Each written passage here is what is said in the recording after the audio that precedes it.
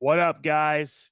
WRPF Podcast, episode 57. I'm your host, Alex Uslar. I am also today's guest.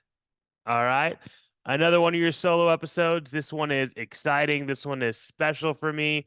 Ghost Clash 4. If you guys are listening to this, you know what's up, right? Date has already been announced. 2 days ago on June 24th, we announced all the tiers of invites slash opening of registration. These tiers, ultimately, what we're going to kind of go through on this episode. They're very similar to last year's. As far as tiers go, if you guys are listening to this, we're going to deep dive into it, touch on all the details of how do you know if you're going to get an invite? When are you going to get that invite?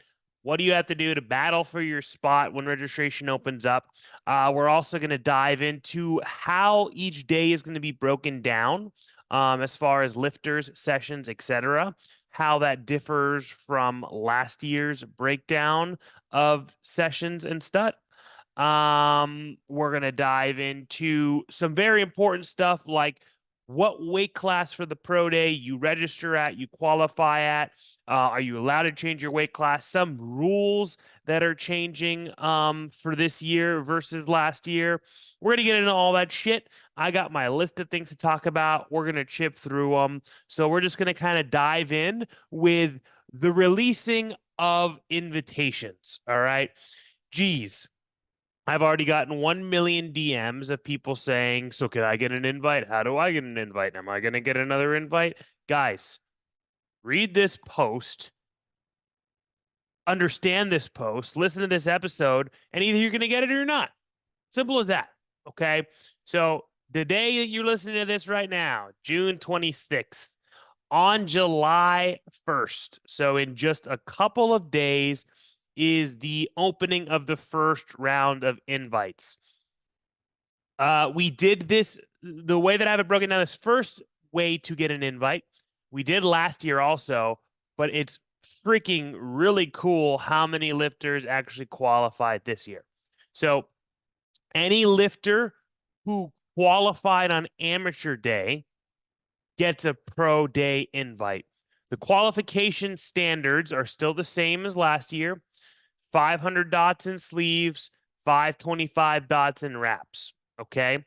So, first round, right off the bat, we have 11 lifters who competed on amateur day last year who are going to be getting a first round, first draft pick pro day invite. 11 freaking lifters. All right. With the highest lifter, Madeline Scott, with a 551 dots. And then the highest male lifter, Avery Jackson, with a 541 dots, both of those done in sleeves. The really cool thing to note also is all 11 of these lifters who are getting that invite of hitting at least a 500 dots, all those lifters are in sleeves. So we had some strong sleeve lifters come compete on amateur day last year. Those are going to be the first 11 lifters to get a pro day invite. Also on July 1st, we're going to be sending invites out to all 2024 Pro Day competitors. Last year, we sent out invites to competitors from year 1 and year 2, both years to compete at Ghost Clash 3. This year, it's only going to be competitors who competed at Ghost Clash 3 who are going to get their first round invite. The majority of these lifters qualify for getting the invites in multiple ways, like our second round invites, etc. But we want to give them first access to return to our platform because they came out, they supported, they competed the first year, or I'm sorry, last year, the third year. So they're going to get that first round invite. They're going to have more time over other people to accept that invite, get registered, and get ready for next year. I say more time, right? I'll talk about this more later as we get down the different tiers. Why? Because the chances are very good that the pro day will fill up before the fourth round when it opens to the public. With all these different tiers, we anticipate it filling up all of the pro day spots. So for you pro day lifters listening, don't wait.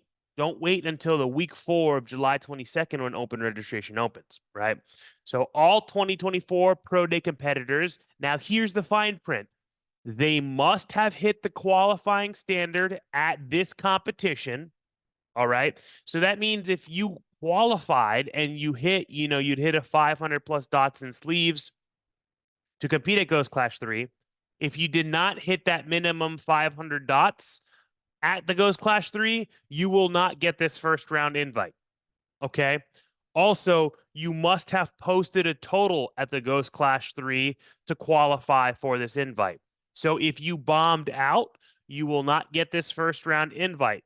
You may still qualify for the invite in other ways in the other rounds to follow, but you will not get a first round invite if you bombed out and didn't post a total, or if you hit a below standard dots, you will not get that 2024 Pro Day invite.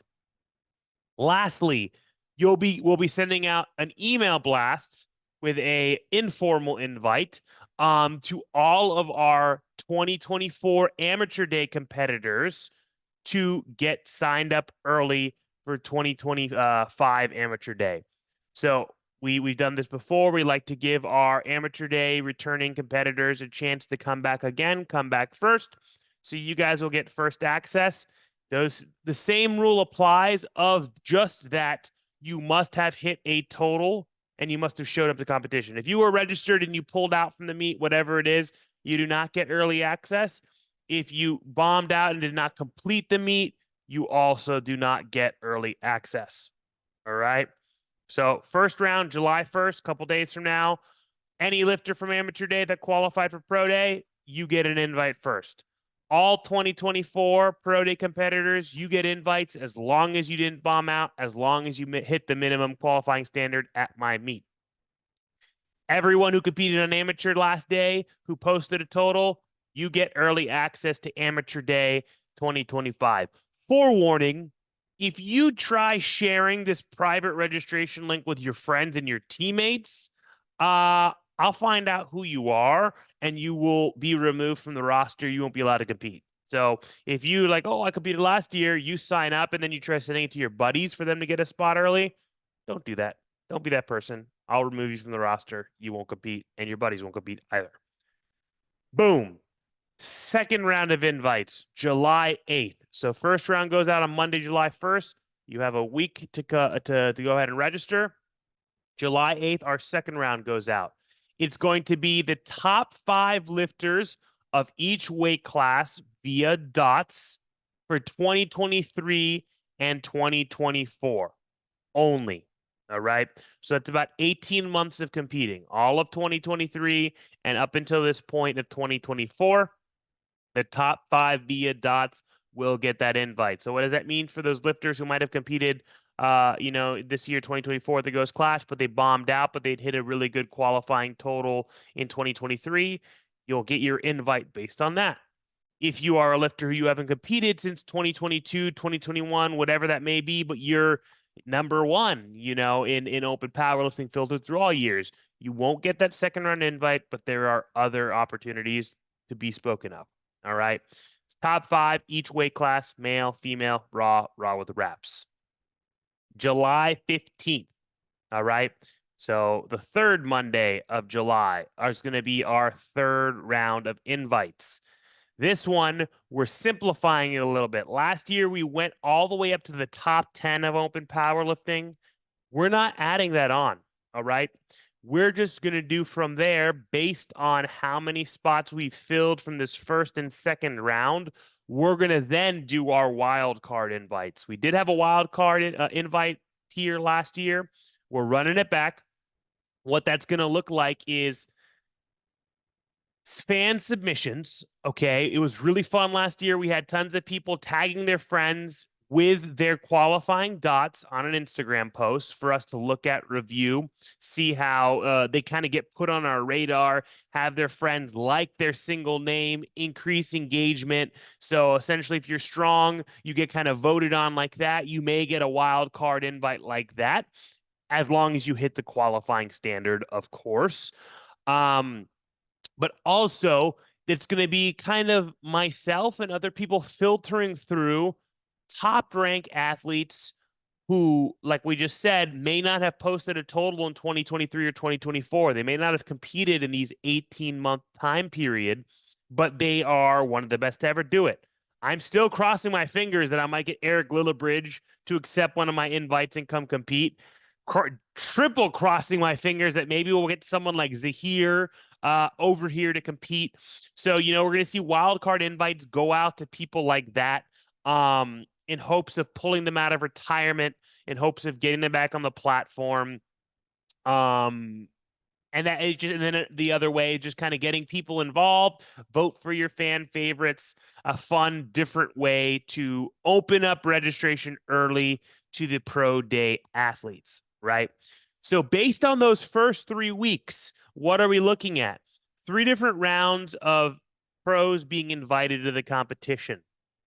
Last year, we sent out roughly between all of those different tiers, we sent out roughly about 100, a little bit more than 100 invites.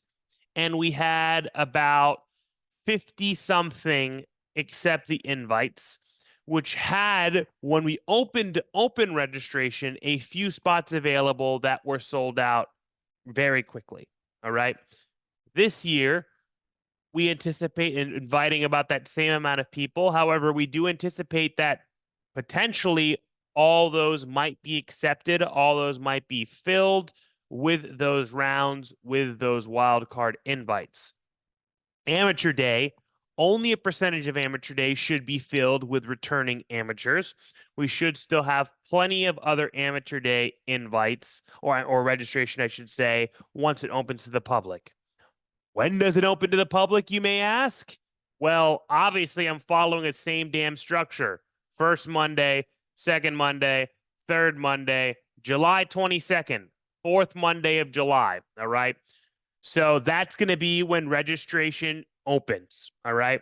Amateur day registration opens. In case you guys didn't already know, no qualifying necessary. It can be your first competition ever, and you decide you want to compete at the Ghost Clash. Register. But you just got to be quick, man. All right. Last year, Amateur Day sold out, and actually, you guys crashed our software by so many people being so quick, it oversold from where it was supposed to be. So a lot of those lifters, they just technically, without me even telling them, they got waitlisted and then they got moved on when people pulled out and they got their refunds. It all worked out. It was no problem. But it's still, with it overselling, sold out in 8 minutes, I believe. All right. So at the time when I post, registration is opening July 22nd at noon Eastern time, because it's always going to be noon. You got to be by your computer. You got to be ready. You got to be quick if you want to snag one of those amateur day spots, or if there are any remaining pro day spots, if you want to snag one of those remaining pro day spots, meeting the requirement of a 500 dots and sleeves, 525 dots and wraps. Oh, but Alex, I'm competing in August and I'm on track to hit a 540 dots. I promise you. But right now, I don't have any dots that high on open powerlifting. It's only, 450. Sorry, you can't register for Pro Day unless you already have posted the qualifying dots. All right. The registration form will require you to put your current dot score and what competition you hit it at. It does not need to be in only 2023, 2024. This can be a historic dots. You could have hit this dot 3 or 4 years ago, and we will still allow you to register for Pro Day. All right. Again, that's us trying to get old goats out of retirement and get them registered. That is not a requirement. It does not need to have been 23, 24. Okay. As long as it shows that dots, it cannot be a future so to come one day dots. Now, last year, we actually had some pro day spots open up last minute, and we moved some amateur day lifters to pro day. So what does that mean beyond that? If Pro Day is fully sold out come July 22nd and you're a strong motherfucker, I strongly encourage you to register for Amateur Day, and there is a potential chance you can request to be moved, and you may be able to be moved, okay? What does that look like now, right? Many of those people that we did move, they had asked us early on. We told them, look, we have a separate wait list. We have to follow that wait list. The last couple of weeks when we have pullouts, we might be able to move you. And that's how it looked, how we were able to move some people from amateur day to pro day. The last few weeks when we had withdrawals, they had a request. We had them noted. Okay. I'll also have it on the registration form. This will be written out for you guys to fully understand. That is our rounds of invites. 1 week after that, July 29th, we will open up a very small paid wait list. All right. These details, again, will be on the registration form. This is similar to last year. Refunds, if you registered and you pull out, we will provide refunds up until 16 weeks out if we have a waitlisted person ready to take your spot.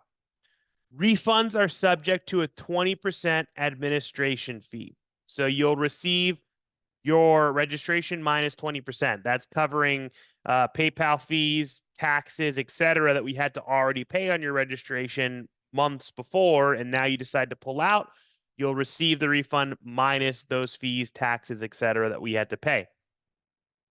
Up until 16 weeks out, we allow that. After 16 weeks out, no refunds at all on registration. Okay? No transfer, no refunds.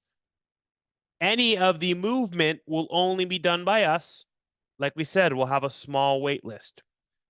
The way that the wait list is going to be filtered is going to be when we open up a limited amount of spots, we'll announce. I believe we opened 10 spots last year for Pro Day. Those 10 spots will be, they can fill up however they fill up. And then it's going to be filtered from highest dots to lowest dots. All right. So the 10 people there, waitlist closes, highest gets called first, and we work our way down. We got through almost all 10 last year, with the exception, I think, of like 2 or 3 of them. We were able to filter through most of that pro day waitlist and get most of those pros in. Okay. That's the way the pro waitlist is going to look. We'll open that up again July 29th. Lifters, you have until 16 weeks out to withdraw with a partial refund. After 16 weeks, no refund. We'll still be filling from the wait list the entire time up until competition. Once we get to around 6 or 7 weeks out from competition, from there, wait list should be done. People aren't going to, accept an invitation 6 weeks out. If we have filtered through that, we'll be able to then allow any amateur day lifters who signed up, who potentially qualify for pro day, possibly move into pro day, depending on space. All right. Where am I? That all make sense so far? You guys still here with me? That's our July. July is mapped out. We're a couple of days away from July. It's going to be a lot of invites going out, a lot of registrations coming in. Did I talk about venue? Did we say venue? I should have started with venue, right? I mean, I didn't even start with the date. You guys should already know the friggin' date, right? April 12th and 13th, one weekend after what it was before. Venue is going to stay the same. 3rd year, we're running it back to the Tank Brewery. Amazing venue. You guys all love it. I freaking love it. Amazing food, amazing staff, alcohol, big screen TVs everywhere, tons of parking, less than 10 minutes from Miami Airport. Tank Brewery, amazing place. I've tried looking for other places, and I may still look for somewhere potentially for 2026 and beyond to change things up. But right now, it's the perfect spot. You guys love it. I love it. Returning to the Tank Brewery. If you guys haven't come in Ghost Clash 2, Ghost Clash 3, you're in for a big treat with this venue. It's an amazing, amazing, amazing spot. All right. Now, let's jump into next the fine print for registration and weight classes, changing weight classes, etc. It was a tiny bit of annoyance, controversy, whatever you may want to call it, after this most recent Ghost Clash 3, although it followed the exact same format that I've had for all my Ghost Clashes, and before that for the Hybrid Showdown 1, 2, and 3, which I was also the meet director for. Again, this is the seventh pro meet that I've ran, right? So what is that small kind of fine print logistics that I'm speaking of? First of all, if you wish to go up a weight class, all right, your current dot score must qualify you at that new weight class. What does this mean? You are a 198 lifter. You have always competed at 198. You have a 2K total at 198. That's too heavy. You have an 1,800-pound total at 198. That 1,800-pound total gives you a 515 dots. I don't know if that's what it actually gives you, but let's just say it does. That one at 198, 1,800 total, 515 dots. You say, hey, Alex, I want to move it to 220. All right. We need to calculate what your 1,800-pound total at 220 now gives you. If 1,800 pounds at 220 now gives you a 495 dots, you no longer qualify. Okay. But Alex, I'm going to weigh in at 210. It doesn't matter. You need to, the highest point of the weight class, what that weight class is, your dots has to qualify you at that top end of the weight class. Okay. That way, that's how we're going to filter it through and ensure that someone that barely has a 500-pound or 500 dots, who's qualified registered, isn't going to then now try to, I can't cut anymore. I don't want to cut anymore. And then they come in and they only put up a 470, a 480 dots, right? We want to make sure we have the most competitive playing field. So that is why your score must qualify you. Now, you do not need to compete at that new weight class. Again, this is the way that we're going about it. We're not saying, hey, you need to compete at 220 and put up a 500 dots at 220. We will allow you to go up as long as whatever dot score you have at the lower weight class also qualifies you at the higher weight class. All right. The next piece, the deadline for changing your weight class is 2 weeks out from competition. So 2 weeks from competition day is the deadline to message and say, hey, I'm going up a weight class, right? The reason we incorporated this is although historically we allowed lifters who decided to change their weight class a day, 2 days before to go up into that weight class, is it gives a disadvantage to all of the other lifters in not knowing they've made the cut themselves. They might have known, oh, well, maybe I didn't need to cut and I could have gone head to head against this lifter in a stronger fashion. And now they have an upper hand like that. So 2 weeks out is the deadline. All changes will be made immediately from beyond that 2 week out mark. And will be reflected on Lifting Cast for all other competitors to view and see that their competition is now in a higher or different weight class. All right. Any lifters who do not make weight at competition will be a guest lifter. All right. Guest lifters will not be in contention for prize money. That's it. Simple as that. All right. Deadline is 2 weeks out to change. You can change even if you haven't qualified at that weight class, as long as your current qualifying dots registers you at this new weight class. 2 weeks out, you don't make weight. You're a guest lifter, not in contention for any of the prize money. This is us elevating the standard. This is us elevating pro powerlifting as a whole, making it uniform. This is something you're going to see incorporated across all of our pro meets.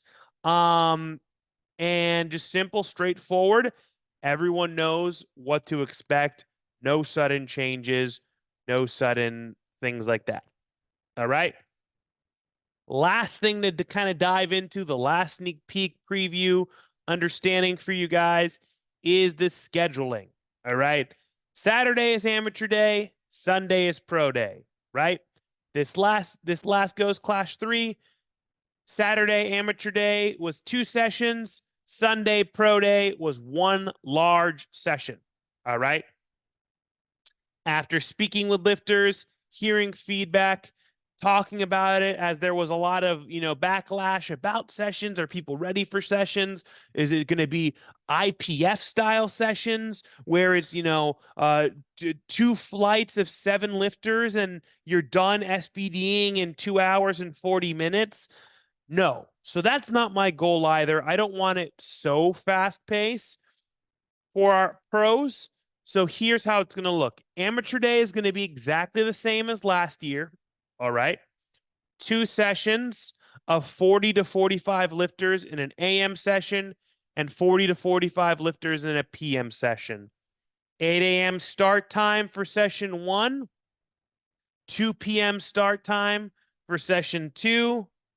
All awards done at the conclusion of the meet. All right. So you can expect the morning session to run roughly from 8 a.m. until 2 p.m. Evening session to run from roughly 2 p.m. until about 8 p.m. more or less. We'll tighten up that schedule, release all that accordingly, along with awards. Pro day. So this is where the changes are happening. Okay. Pro day is going to be 2 sessions. It is going to be 1 larger, not big, but 1 larger session, 1 smaller session. Morning session is going to have 45 pro day lifters. All right. 3 flights, or 40 to 45, I should say, 3 flights of roughly 12 to 15 lifters in each flight. This will be, like I just mentioned before, with that rough schedule, an 8 a.m. start time with a 2 p.m. finish time. Okay. So it's going to be a shorter day than last year. Last year we had, 4 flights of 15 lifters. So it ran from 9 a.m. until about 6 p.m. This is morning session going to run from 8 a.m. to 2 p.m. Afternoon session is going to be the prime time session. Afternoon pro day session is going to have 30 lifters. Okay. 15 men, 15 women. Top 15 men, top 15 women via dots. All right. The entire day is a pro day. The entire day is going to have the best of the best lifters lifting on one day all together. Everyone in contention for numerous different ways to make money. We paid out top 20, ultimately, top 5 times 4. We paid out 20 lifters as our top lifters last year, in addition to other giveaways and other prize money.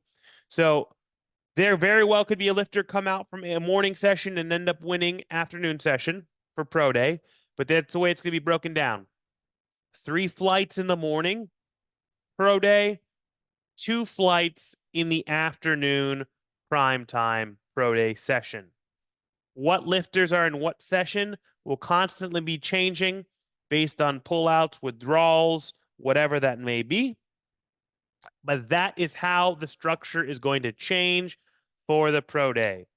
2 sessions, morning, afternoon, larger in the morning, smaller in the evening. All right. What you guys think?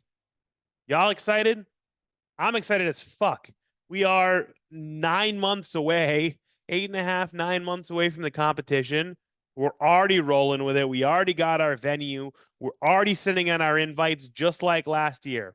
It's so amazing to me. Last year, this meet selling out 8 months before the meet was even happening. Correct me if I'm wrong, but to my knowledge, these last 3 years have been pretty much the fastest filling powerlifting competition possibly ever that I know of. And I've been in pro powerlifting as long as pro powerlifting has been as popular as it has been. It's awesome. It's historic. This goes Clash 3. The amount of international lifters that we had was absolutely insane and absurd, unlike anything that I'd ever seen in, my many 10 plus years in powerlifting. And we hope to only continue this, hope to only continue the excitement, the legacy, Everyone loves coming to Miami. Miami's fucking fun. It's a good time. So I'm very excited. A few days out from sending out these first rounds of invites, getting you guys registered, getting you guys confirmed, getting you guys excited, and prepping for April 12th and 13th in Miami. Thank you guys for tuning in. I hope you enjoyed this week's episode of the WRPF podcast.